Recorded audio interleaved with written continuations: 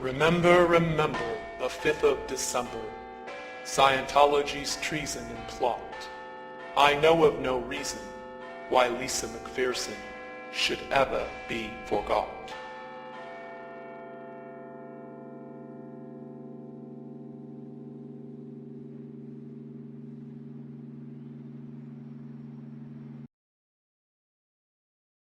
You say the misuse, but I don't know if you're aware that there was a plan in 1955 in this country, Ted, to repeat what was done in Russia.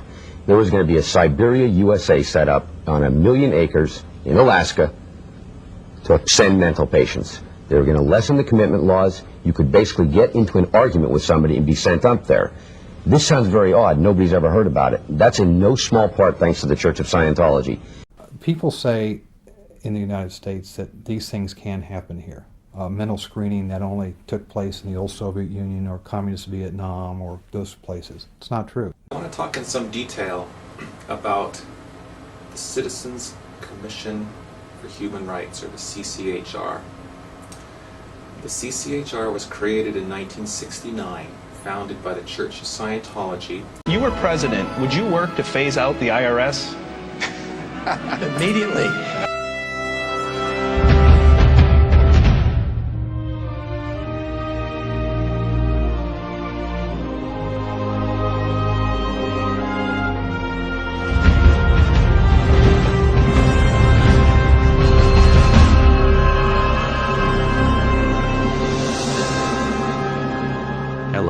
We are anonymous.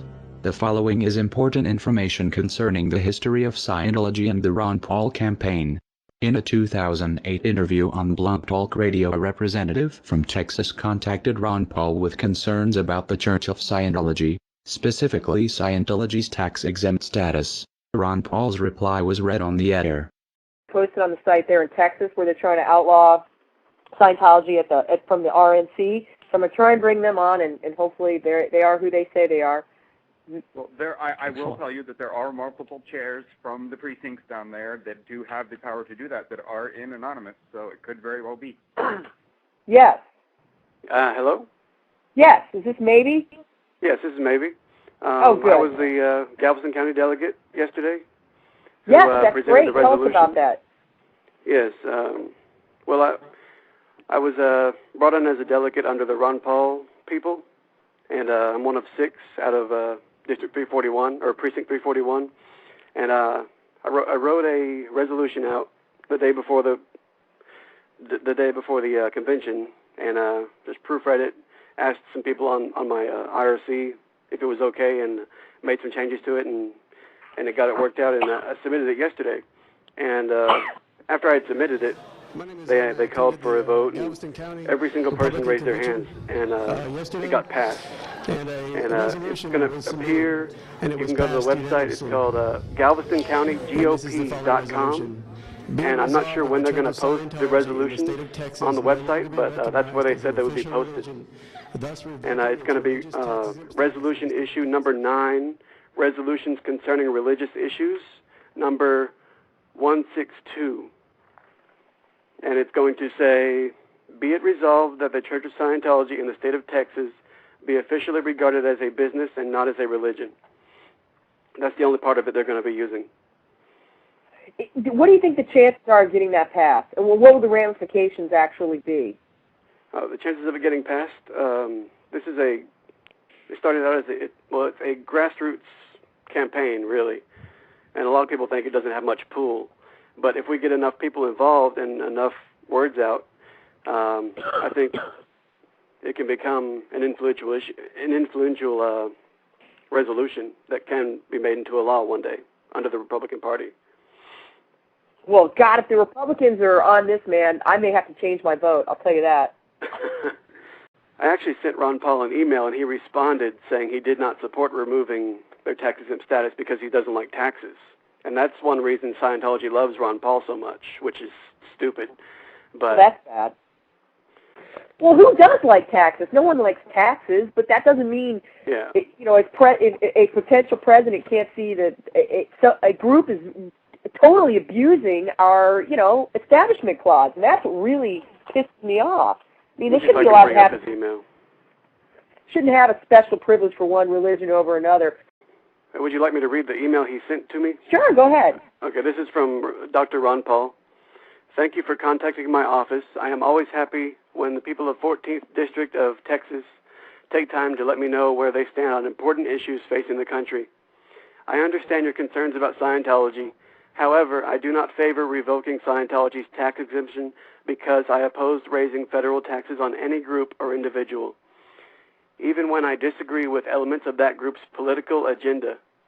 The precedent of tax-exempt revocation may someday be used to justify raising taxes on other tax-exempt groups, including religious organizations.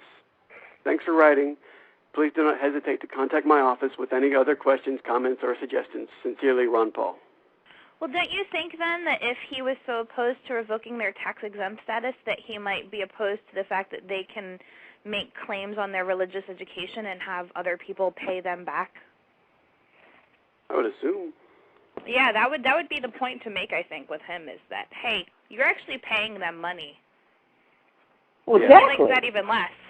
What they didn't know is when Ron Paul said, "I understand your concerns about Scientology," Paul knew much more than he was letting on. Paul and his campaign have had a close working relationship to the Church of Scientology through their front group, Citizens Commission for Human Rights.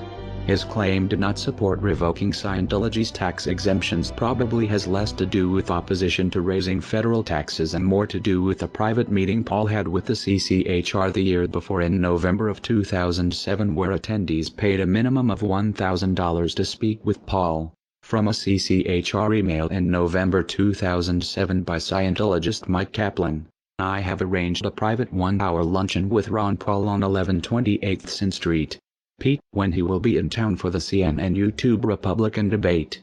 This luncheon is reserved for $1,000 plus donors to Ron Paul's presidential campaign.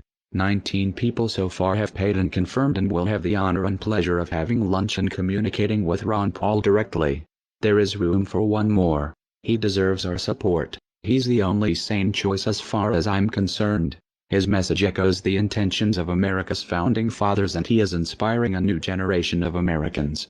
He is the sponsor of a bill in Congress that would make it against the law to use federal dollars to mental health screen Americans.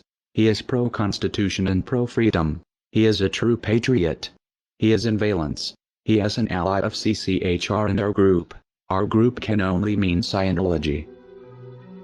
In another CCHR email written by Marla Filidet, a Scientologist and vice president of CCHR, she says, "All my peeps, this was sent to me by Ron Paul's right-hand man, who happens to be a very close friend of mine. In fact, I was on the plane with him when he told me Marla were going for the presidency. This individual is probably Kent Snyder, Ron Paul's presidential campaign manager, until his death in 2008. He is referred to as Ron Paul's right-hand man by many people and credited as the one to convince Ron Paul to go for the presidency. Snyder has been associated with Marla's organization